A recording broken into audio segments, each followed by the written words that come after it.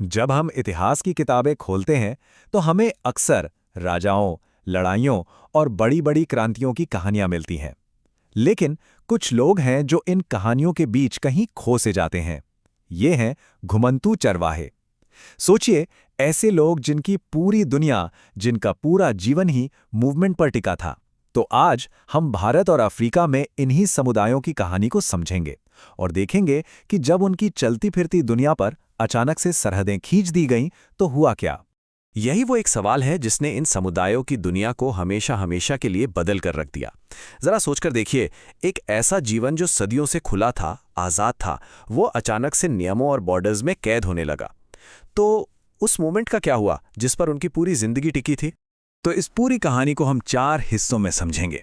सबसे पहले हम उनकी जिंदगी की उस लय को समझेंगे जो मूवमेंट पर आधारित थी। फिर देखेंगे कि कैसे कॉलोनियल यानी औपनिवेशिक शासन ने इस लय को तोड़ दिया। इसके बाद हम देखेंगे कि ये कहानी सिर्फ भारत की नहीं थी, बल्कि दुनिया भर में ऐसा ही हो रहा था। और आखिर में हम जानेंगे कि इन सब के बावजूद ये समुदाय कैसे डटे रहे और उन्होंने अपना वजूद कैसे बचाया। चलिए, तो कहानी शुरू करते हैं। पहली नज़र में शायद ऐसा लगे कि चरवाहों की जिंदगी बस यूं ही यहाँ वहाँ भटकने की थी, लेकिन ऐसा बिल्कुल भी नहीं था। ये कोई रैंडम भटकना नहीं था, बल्कि इसके पीछे एक बहुत ही सोचा समझा सिस्टम था जो मौसम, जमीन और जानवरों की ज़रूरतों के साथ एक गहरे तालमेल से चलता था। भारत में अगर देखें तो इनके घूमने के 2 बड़े शानदार पैटर्न थे। पहाड़ों में गुज्जर बकरवाल जैसे समुदाय मौसम के हिसाब से चलते थे। गर्मियों में ऊपर पहाड़ों की ऊंचाइयों पर हरे भरे बुग्यालों में, और सर्दियां आते ही नीचे शिवालिक की पहाड़ियों में। वहीं पठारों और मैदानों में सब कुछ मानसून पर तय होता था। वे बारिश के हिसाब से सूखे इलाकों से तटीय इलाकों की ओर जाते और मानसून आने से ठीक पहले लौट आते। मतलब ये नेचर के साथ एक परफेक्ट सिंक में जी रहे थे। और ये सिर्फ जीने का तरीका नहीं था, बल्कि ये इकोलॉजी के लिहाज से भी जीनियस था। उनके लगातार एक जगह से दूसरी जगह जाने से जमीन को आराम करने और फिर से हरा भरा होने का मौका मिलता था। मतलब ओवरग्रेजिंग का तो सवाल ही नहीं। और तो और उनके जानवर चलते फिरते खाद की फैक्ट्री की तरह थे, जो किसानों के खेतों को उपजाऊ बनाते जाते थे। कह सकते हैं कि ये किसानों और चरवाहों के बीच एक सिम्बायोटिक रिश्ता था, दोनों का फायदा।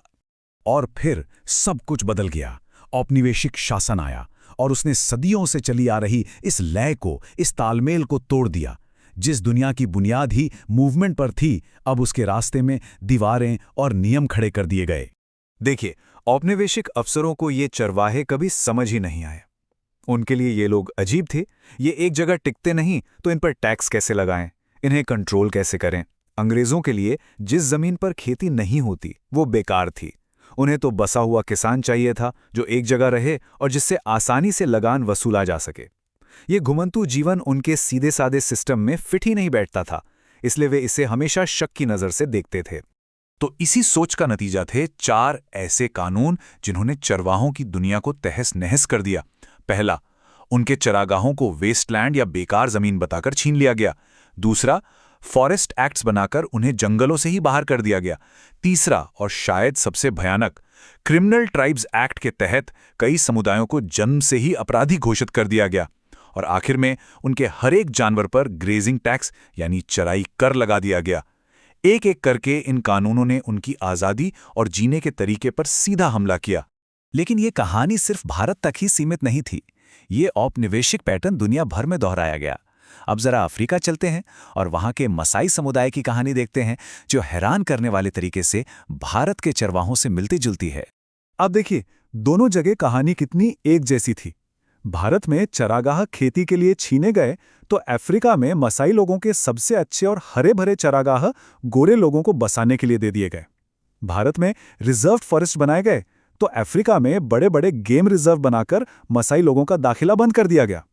और मूवमेंट पर रोक, भारत में परमिट सिस्टम लाया गया तो अफ्रीका में एक इंटरनेशनल बॉर्डर खींचकर मसाई समुदाय को 2 देशों में बांट दिया गया। तरीका वही था, बस जगह अलग थी। और इसका नतीजा चौंकाने वाला था। मसाई समुदाय ने अपनी लगभग 60% जमीन खो दी। 60%! जरा सोचिए, उनकी आधी से ज्यादा दुनिया उनसे छीन ली गई और उन्हें एक छोटे सूखे से इलाके में धकेल दिया गया, जहां न ठीक से पानी था, न ही अच्छे चरागाह। नामीबिया के एक चरवाहे के ये शब्द उस दर्द को बयां करते हैं जो लाखों लोग उस वक्त महसूस कर रहे थे। वो कह रहे थे, हमें एक पिंजरे में डाल दिया गया है। ये सरहदें हमें मार रही हैं। जो जिंदगी कभी आज़ादी का दूसरा नाम थी, अब वो एक पिंजरा बन गई थी। ये सिर्फ ज़मीन का एक टुकड़ा खोना नहीं था, ये पूरी दुनिया का उजड़ जाना था। लेकिन ये कहानी सिर्फ नुकसान और दुख की नहीं है। ये कहानी है लचीलेपन की और बदलते वक्त के साथ खुद को ढालने की भी। इन जबरदस्त बदलावों के सामने चरवाहा समुदायों ने हार नहीं मानी। उन्होंने जिंदा रहने के नए नए तरीके खोज निकाले। तो उन्होंने किया क्या? उन्होंने हालात के हिसाब से खुद को बदला। कुछ ने अपने जानवरों की संख्या कम कर दी, दूसरों ने नए रास्ते खोज लिए। जैसे राजस्थान का राय का समुदाय अब हरियाणा के खेतों तक जाने लगा, जहां फसल कटने के बाद उनके जानवरों को चारा मिल जाता था। कुछ जो थोड़े अमीर थे, उन्होंने जमीन खरीदकर खेती शुरू कर दी या फिर शहरों में जाकर मजदूर बन गए। लेकिन सबसे जरूरी बात यह है कि उन्होंने अपना संघर्ष नहीं छोड़ा। वे अपने हक के लिए लगातार लड़ते रहे। और देखिए, यही सबसे बड़ी सीख है। अगर कोई ये सोचता है कि चरवाही तो बस गुजरे जमाने की कोई पिछड़ी हुई चीज है, तो वो गलत है। इन समुदायों ने साबित किया है कि वो वक्त के साथ बदल सकते हैं। वो आज भी मौजूद हैं और कई जगहों पर तो उनकी संख्या बढ़ भी रही है। ये उनके लचीलेपन का सबसे बड़ा सबूत है। तो हम वापस उसी सवाल पर आते हैं जहां से हमने शुरू किया था।